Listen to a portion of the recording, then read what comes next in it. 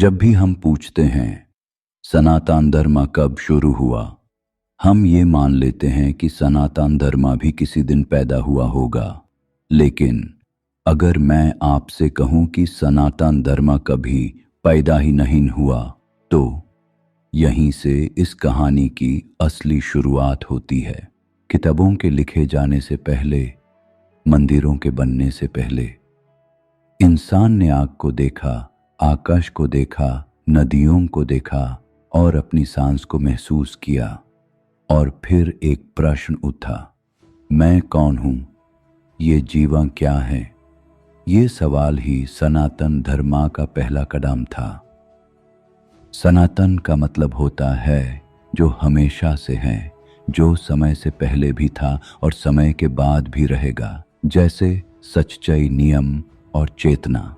इसलिए सनातन धर्म किसी एक ग्रंथ से, किसी एक व्यक्ति से या किसी एक समय से शुरू नहीं होता। ये एक जीवन का नियम है, लाइफ को समझने का तरीका। कुछ लोगों ने सिर्फ प्रश्न नहीं पूछा, उन्होंने शांत होकर सुना, प्रकृति को, मन को और अपनी चेतना को। ऐसे लोग ऋषि कहलाए। ऋषि कोई धर्म के फाउंडर नहीं थे, वो द्रष्टा थे जो सच को देख पाए। जो उन्होंने सुना वो लिखा नहीं गया, वो श्रुति बना, यानी जो सुना गया। इसी से वेदों का ज्ञान प्रकट हुआ। ऋग्वेदा एक अद्भुत बात कहता है, इस सृष्टि का आरंभ कैसे हुआ शायद देवता भी पूरी तरह न जानते हों।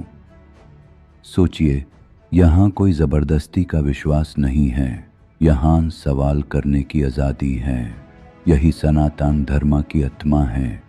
सनातन धर्म का कोई ईयर एक नहीं है, क्योंकि ये समय में पैदा नहीं हुआ, ये मनुष्य की चेतना के साथ प्रकट हुआ।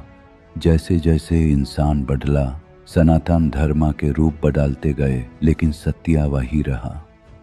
आज हम हजारों चीज़ें पढ़ते हैं, लेकिन कुछ याद नहीं रहता। हम सुनते कम हैं और बोलते ज़्यादा हैं। सनातन धर्म ने इसलिए सुनने पर जोर दिया, सिर्फ जानकारी के लिए नहीं, बल्कि समझने के लिए। शायद आज भी हमें जवाब मिल सकता है, अगर हम थोड़ा शांत होकर सुने।